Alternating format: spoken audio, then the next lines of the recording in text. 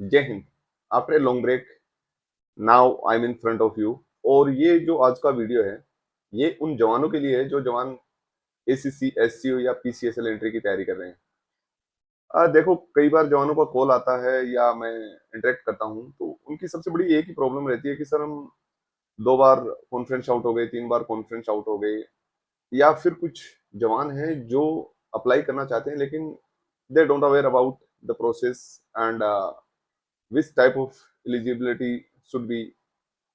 तो उनके लिए ये वीडियो बहुत ही लाभदायक, यू कैन से, बहुत ही इंफॉर्मेटिव होने वाला है। और इस वीडियो के माध्यम से मैं आपको वो चीजें बताने वाला हूं जो एक जवान को एसएसबी में जाने से पहले और ड्यूरिंग हिज एसएसबी, उन चीजों को अपने माइंड में उसने लेके चलना होता है। तो देखिए, सबसे पहले होता क्या है, जवान अप्लाई कर देता है, लेकिन अप्लाई से पहले उसको ये पता होना चाहिए क्या वो अपने एसीआर में रिकमेंड है। देखिए, आजकल ये एक बहुत ही कॉमन सा देखा गया है कि जवान रिकमेंड है नहीं अपने एसीआर में, और वो अप्लाई कर देता है, उसके बाद उसकी एप्लीकेशन रिजेक्ट हो जाती है।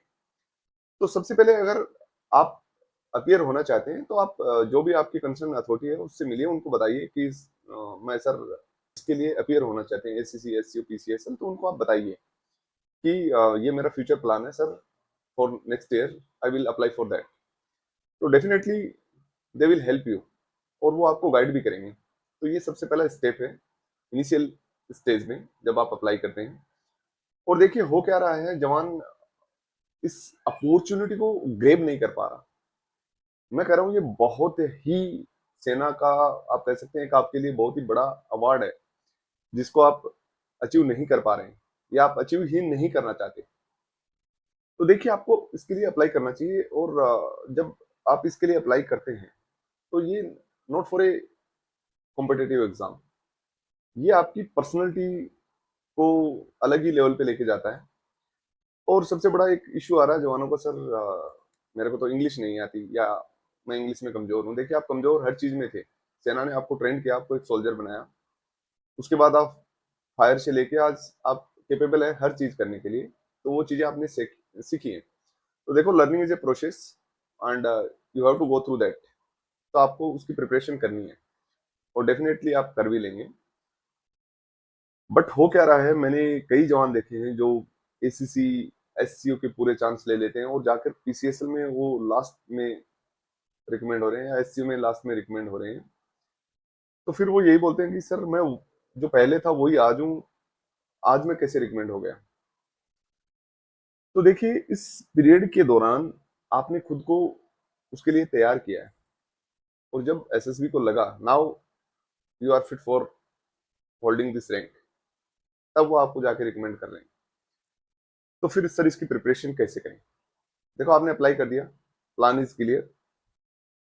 आपने माइंड को इस तरह से तैयार करना है कि वो हमेशा रेडी रहे एसएसबी में जाने के लिए। उसको ये पता रहे, आप कुछ भी काम करें, आपके माइंड में एक तरफ ये चलना चाहिए कि आप एसएसबी में हैं।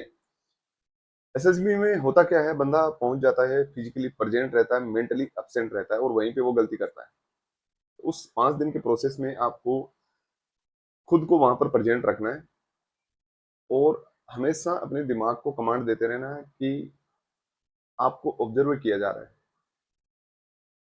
आप सबसे पहले, हम साइकोलॉजी आपके उस टेस्ट की बात करेंगे, जिसमें आपकी टैट वैट एसआरटी, ये 3 चीजें होती हैं। लोग बोलते हैं सर, मैंने तो बहुत अच्छी स्टोरी लिखी, बट मेरे को पता नहीं क्यों नहीं रिकमेंड किया। मेरा जीटीओ अच्छा था, मेरा आईओ अच्छा था। नहीं, आपका कहीं ना कहीं तो कुछ खराब था।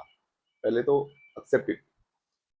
और जब आप चीजों को एक्सेप्ट करने लग जाएंगे, मीन्स आपकी जो लर्निंग स्टेज है वो शुरू हो जाती है, आप में इंप्रूवमेंट शुरू हो जाता है।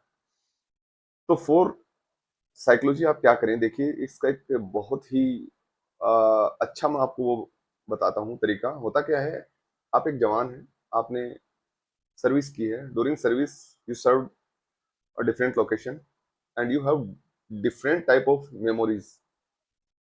आपको जब भी समय लगे, एकांत में बैठिए, आप अपना इनिशियल से लेकर लास्ट तक का वो चीजें और जो इवेंट हुए आपके साथ, विद पिक्चर, उनको आप डायरी में लिखना स्टार्ट कीजिए। इसका आपको फायदा क्या मिलता है, जब आप टेट लिखते हैं, तो वो चीजें आपकी कहीं ना कहीं जो आपने जर्नी जो सेना में या सिविल में जिया है, वो कहीं ना कहीं आपको देखना चीजें कोरिलेट होती हैं। और वही एसएसबी चाहती है कि आप रियल क्या है वो बताओ, बनावटी चीजें नहीं। आप गूगल से 5-10 स्टोरी उठाते हैं, उनके ऊपर पिक्चर उठाते हैं और उनके ऊपर आप स्टोरी राइटिंग करते हैं एंड सीधा आप एसएसबी में पहुंच जाते हैं। नहीं हो पाएगा, नहीं होगा। तो फिर आपने जो किया है, आपने जो जिया है, आपने जो सीखा है, आपने जो दिया है, वो उनको बताओ, स्टोरी के माध्यम से, वेट के माध्यम से, एसआरटी के माध्यम से, आपकी एसडी के माध्यम से। देखिए एसएसबी बहुत ही सुंदर चीज है। अगर आप इसको समझ जाते हो, इनके कॉन्सेप्ट समझ जाते हो, तो इट इज वेरी इजी। वहां पर आपने कुछ एक्स्ट्रा नहीं दिखाना उनको। आप वो आपकी पर्सनैलिटी देख रहे हैं, आप हैं कौन। आप बस यही बताइए, आप हैं श्याम, आप बता रहे हैं मैं हूँ राम। नहीं, उनको बताइए मैं जो हूँ वही हूँ, और ये मैंने किया, ये मेरी क्वालिटी है। आप जीटीओ में जाते हैं, जीटीओ में जबरदस्ती का आप पंगा लेते हैं, आपको पता होता नहीं है कुछ। आप आईओ के सामने बैठे हैं, आईओ ने आपके ऊपर पीएचडी कर ली, आप उसके सामने बैठने से पहले, तो वही बताइए जो आप हैं, झूठ मत बोलिए। अच्छा, अब इन चीजों की सबसे पहले मैं बात करूंगा आईओ की आप तैयारी कैसे करें। आप जब भी यूनिट में रहें या छुट्टी पे हैं, आप इसकी प्रैक्टिस कर सकते हैं। देखिए इसमें कम्युनिकेशन स्किल बहुत ही इंपॉर्टेंट होती है। जब भी आप आईओ के सामने बैठते हैं तो आप कम से कम अपने जो विचार हैं वो डिलीवर कर सकें, ये आपके अंदर काबिलियत होनी चाहिए। और वही वो आपसे चाहते हैं।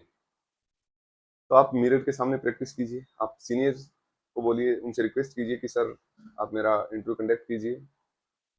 तो देखिए इन चीज़ों में आप में सुधार होता रहेगा। और जो मेरा नेक्स्ट वीडियो है वो आपकी प्योरली साइकोलॉजी जो टेस्ट है उसके ऊपर डेडिकेटेड रहेगा। तो stay connect with me and definitely I will tell you how you can conquer your SSB. तो बने रहिए मेरे साथ, और जल्दी ही नेक्स्ट वीडियो आपकी साइकोलॉजी पे आएगा। उसके बाद मैं जीटीओ आईओ सभी पे लेके आऊंगा, और मैं वो चीज़ें बताऊंगा जो आपको चाहिए, कैसे आपको प्रिपेयर होना उसके लिए। Thank you. जय हिंद।